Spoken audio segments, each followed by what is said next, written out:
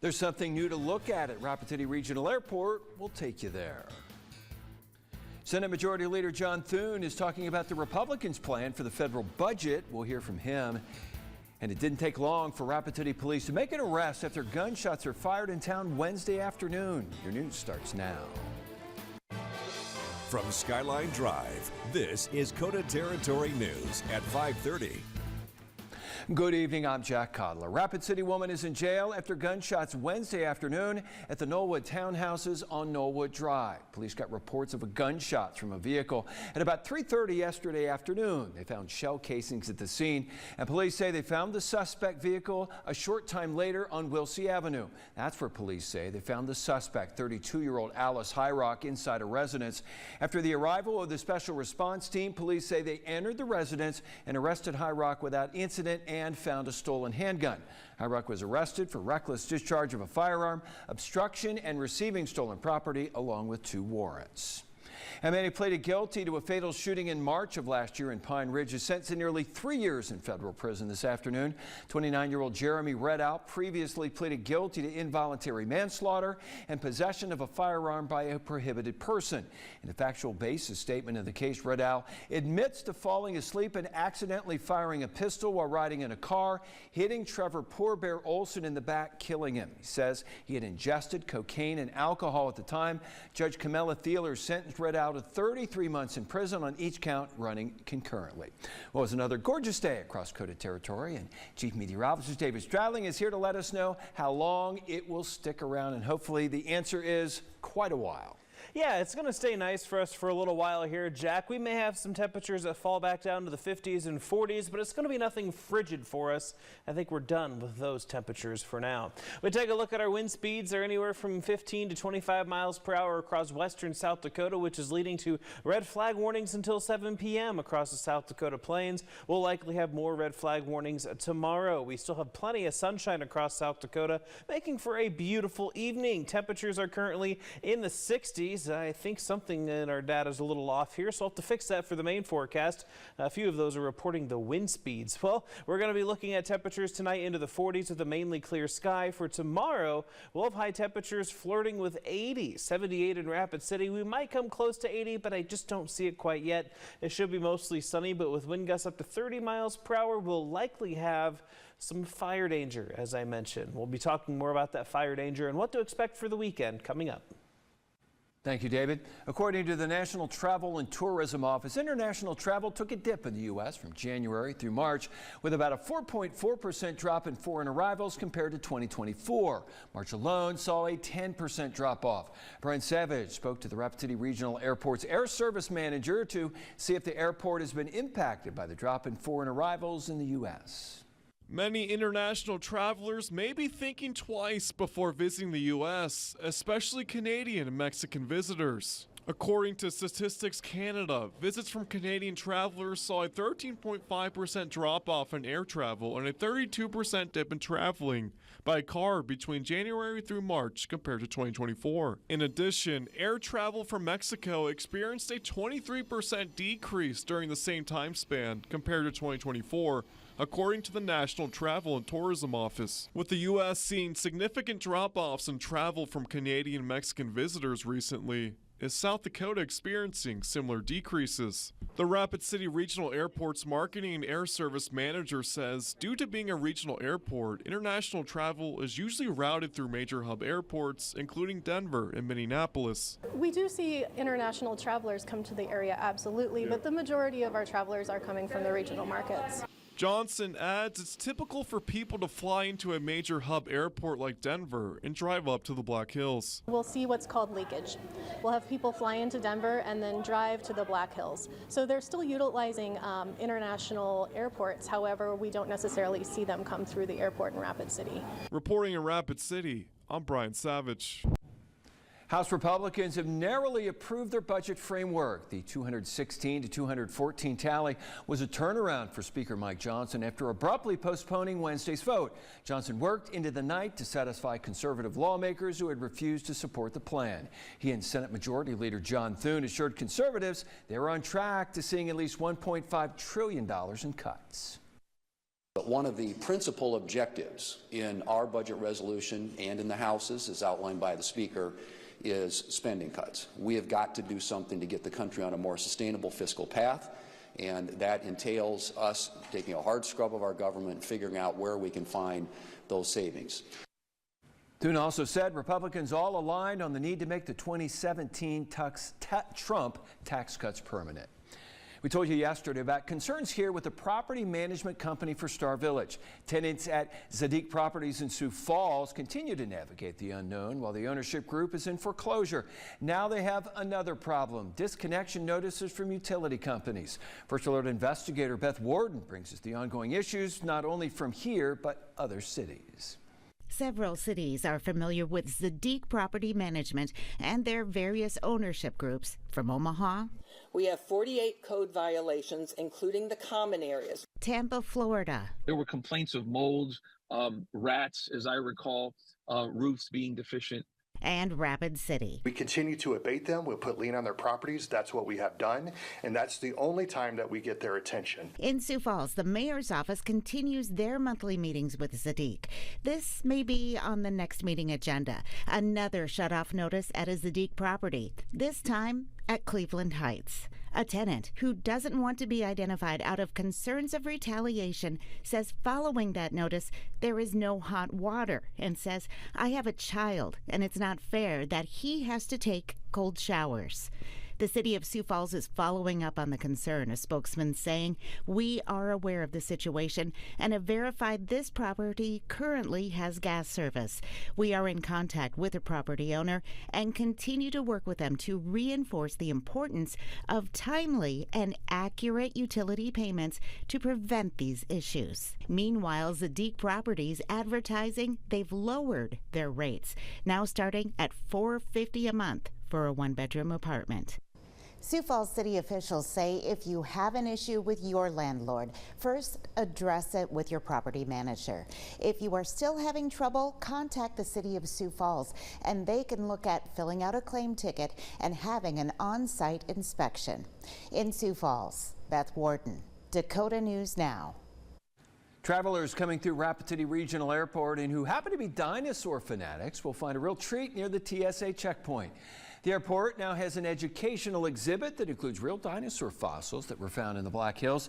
The exhibit is part of a partnership between the airport and dinosaurs of the Hell Creek Museum in Belfouche. The airport's marketing and air services manager says the exhibit is a preview for the museum, which is set to open on May 23rd. Visitors will find fossil casts and specimens from the Hell Creek Formation, which is considered by many paleontologists as one of the world's most significant fossil beds.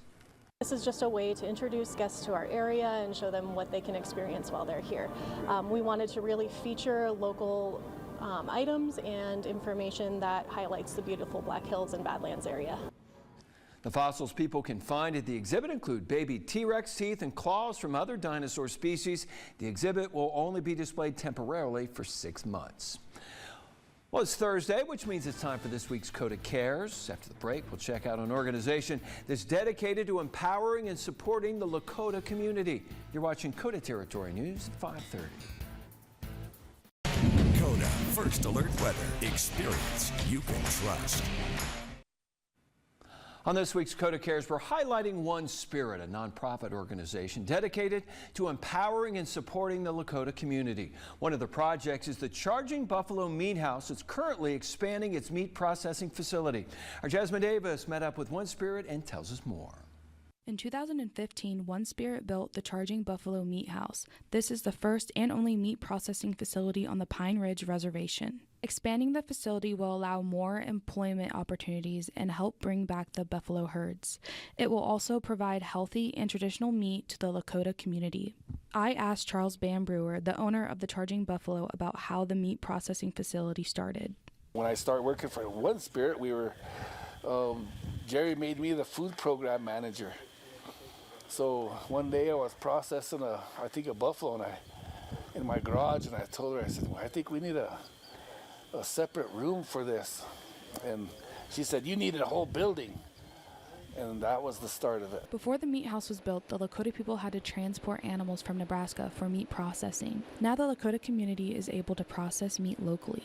That led to reestablished buffalo herds on the Pine Ridge Reservation, as well as the ability to expand the business. We wanted this business to grow and expand until it could enhance the economy here, could provide employment, it could provide food to the people. A decade later, the Charging Buffalo Meat House expansion is finally underway. This expansion provides space for traditional buffalo processing, a large kitchen area, as well as space for future retail and shipping. Del Pine, a One Spirit board member and reservation representative, has a dream for the Charging Buffalo Meat House. Big dream to get it going, and people around here are showing support and encouragement, so we'd like to, raise money and get it finished where we have a full big facility where we can keep doing the buffalo, keep raising them, keep sharing them with the people, even take care of the hides and skulls and not waste a thing. So that's just like the old ways. I'd like to see it go back. If you are interested in donating to One Spirit and their mission to the Lakota community, you can visit our website at kotatv.com. Reporting for KOTA Territory News, I'm Jasmine Davis. Chief Meteorologist David Stradling is tracking warm air and fire danger. The details are in your accurate First Alert forecast next. Now, the First Alert forecast with Chief Meteorologist David Stradling.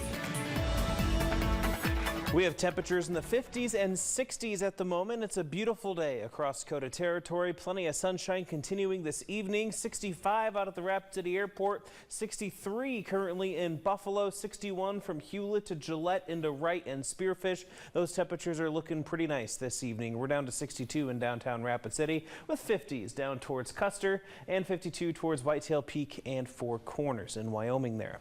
Our temperatures tomorrow will be much warmer. 78 in downtown Rapid City. It's going to be a beautiful day. Mostly sunny skies, but there will be a bit of a breeze, and that wind, the warm, dry air, will lead to elevated fire danger across much of central and western South Dakota and much of the western half of North Dakota. So that's what we're going to be keeping an eye on. Likely more red flag warnings issued at some point tonight for tomorrow during the middle of the day and the afternoon.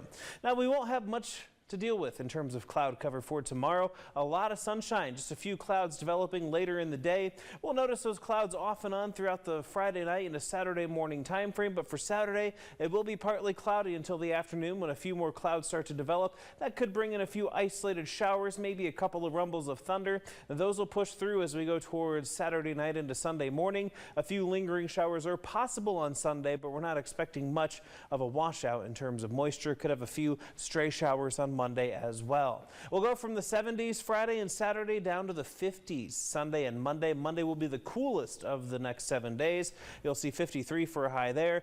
Temperatures rebound by the time we get to the middle of next week. It will be windy on Sunday. Some of those gusts could reach 50 miles per hour or higher. And for Monday, it's a bit breezy. Wind gusts up to 40 miles per hour. As we look at our drought monitor, you notice some changes. Watch this strip of extreme or severe drought from Sheridan County up towards Carter County and this area of extreme drought here in southwestern South Dakota. As we fast forward, much of it has been reduced here, and it's not even really connected much anymore through KOTA territory there. So great improvements for us from last week to this week. Hopefully a little bit of those light showers this weekend can help a little bit, but it's not too promising. We have some above normal temperatures expected to continue in the middle of next week through Easter weekend. Moisture likely favored to stay below normal as well. So more sunshine and warm air during that time period. So while we need more moisture, we'll soak up some sunshine in the meantime and hope for that moisture to come back after Easter weekend. Our temperatures tonight will be in the 30s and 40s, mainly clear skies. For tomorrow, we have plenty of sunshine, very warm air. 70s and 80s, 80 for Belfouche, down towards Hot Springs. We have Pine Ridge, Kadoka, and Phillip in the low 80s, along with Sheridan there. Gillette at 78, Hill City and Newcastle both 75.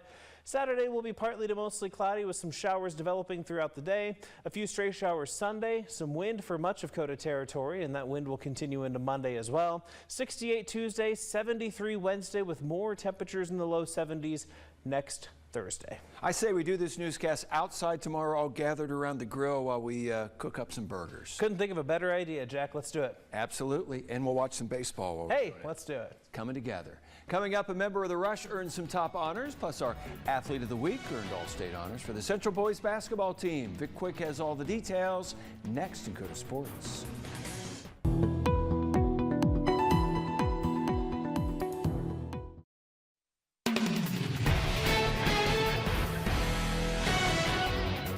Happy dinner time, everybody. The local high school softball season cranks up tonight as Stevens hosts Spearfish. Both the Raiders and Spartans look to accomplish big things this year and will try to get off to a fast start. First pitch is in just a few minutes at 6 o'clock out at the Parkview Complex, and I'll have the highlights for you tonight at 9 and 10. The Rapid City Central boys basketball team delivered an exciting season. The Cobblers were led by their three seniors, Junior Allen, Caden Matthew, and Gilbert White Jr. It was quite a season for White as he averaged 22 points and 6 rebounds a game en route to earning AA first team All-State honors. For his efforts, Gilbert is our Gustafson Builders Athlete of the Week. Now, White began his high school career at Central before playing last year at Dakota Tech, but he was happy to rejoin the Cobblers for his senior season. Yeah, I learned the basic stuff, the little stuff. Like at Dakota Tech, I used to just want to score, and now I just want to do all the little stuff for my teammates. My mom's big on sports, and when I was little, I just kind of always was outside playing sports, don't matter what sport it was, I was playing it, and tried out basketball in like maybe 4th grade, maybe picked one up and just always had it with me. Congrats to Gilbert for being our Gustafson Builders Athlete of the Week. Rapid City's Adam Vinatieri heads up the list of this year's South Dakota Sports Hall of Fame inductees. And honestly, I was shocked to know he wasn't in yet. Now, Vinatieri holds the NFL record for most career field goals made with 599 and is also the league's all-time leading scorer. He was a 4-time Super Bowl champion with the Patriots and Colts. The Hall of Fame ceremony will be held September 14th in Sioux Falls. Rush forward Ryan Wagner has been named second team All-ECHL. Wagner has racked up 77 points this season, which is the second most in the league. The captain leads the ECHL with 30 power play points. Wagner assisted on all 3 Rush goals in last night's 3-2 victory over Utah. That gives him 49 assists for the season, which is the highest total for a Rush player in the ECHL era. Now, Wagner has also proven to be durable in his first season with Rapid City, skating in all 70 games. The Rush closes out the season with home games against the Grizzlies on Friday and Saturday nights. Hey, we have some signings to tell you about from over at the Wall High School. Now, Elshier is a name that is well known to rodeo fans, and Ryan will now compete at the next level as he is signed with Gillette College. Lucy Moon is signed on to rodeo at Sheridan College. Laramie Nutter will continue her rodeo career at, Laramie Community College. And Riley Gay is also signed on the dotted line to play football at Dakota Wesleyan. Congrats to this group of talented Eagles. In the world of Major League Baseball this afternoon, the Rockies picked up a 7-2 victory over the Brewers. Brenton Doyle had a nice day at the plate, going 3 for 5 with a home run and 5 RBI. Now, the Twins dropped a tight game to the Royals by the score of 3-2. So it should be fun tonight. High school softball, Jack, Spearfish, and Stevens getting going in just a few minutes over at Parkview, and I'll have the highlights for you back here at 9 and 10 tonight. Tell you what, with the weather turning nice outside, Vic, it's got to be almost Legion baseball time, I would think. It is. The Legion baseball season starts a little bit earlier and earlier every year, it seems like, but post-22 getting things going at home on Saturday against Sheridan. A doubleheader beginning at 5 o'clock out at Fitzgerald Stadium. Should be fun. The post-320 baseball team is going to be on the road as well this weekend. So, yeah, Legion baseball gets going Saturday. Excellent. Thank you very much, Vic. Well, they got a plan to boost the adoption chances for dogs at the Humane Society that may be having trouble finding a home. That's up next.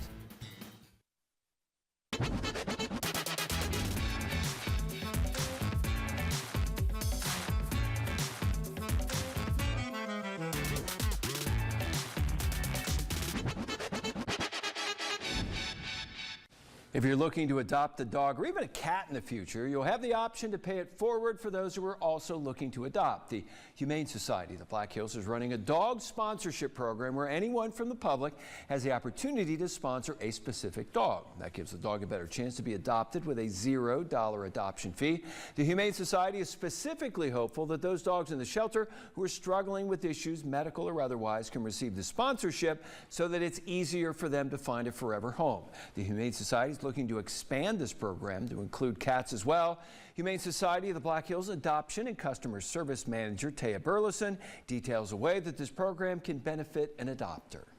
For the average adult dog, so it's like between a year to up to 7 years old, they're $225 plus tax and licensing, which makes that up to be like $246 and I think 95 cents. So yeah, have that adoption fee totally paid for is insane. And to those who wonder how long this program is running so they can adopt dogs like Diesel, Taya and the staff say this program is running year-round. Everybody needs a dog, I think. Yeah, it's great dog walking weather tomorrow morning, great. Jack. Temperatures are going to be feeling great. We start off the day in the 40s, but we'll quickly jump into the 50s, and we'll end up in the upper 70s by afternoon. A bit breezy, which will bring us fire danger. Warm Saturday, cooling off Sunday into Monday with more wind, but it is warm to the middle of next week. It's really spring, isn't it? It is. All right, that'll do it for us. Thanks for watching. Hope to see you tonight at 10. Thanks for watching KOTA Territory News, your local news and weather authority.